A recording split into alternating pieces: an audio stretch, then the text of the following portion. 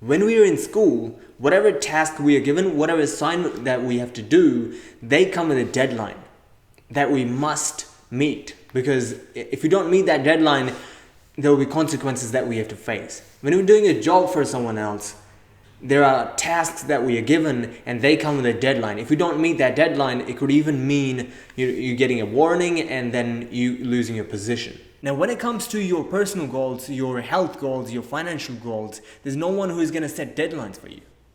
There's no one who is going to create consequences that you have to face if you don't reach the goals. It's all up to you. You are in control of, setting the deadlines, setting that date by the date that you have to get the goals done. And that's exactly what happened to me. I started making YouTube videos and I was doing some other courses. I had a lot of goals, a lot of dreams in my mind. But with my YouTube videos, I would never, with anything that I wanted to do, I would never be consistent. I would set goals for myself often, every year, for every week, every month, and I would never have accomplished them because I never had a deadline, because I've never had a set date. I would talk to my friends about my goals, and then I would say things like, oh yeah, I'm coming up with this new video series. There's so many videos lined up. I would just make things up, but I would never do anything. I would never take any action.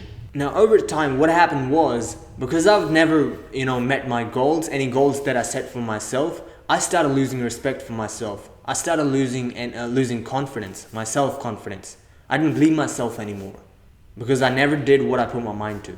And not only I started losing respect for myself, everybody else, whoever I told about my goals, they would never believe me. Whenever I would tell them about my goal this time, they would just laugh and ignore me because they knew that this guy is just gonna talk. He never makes it happen.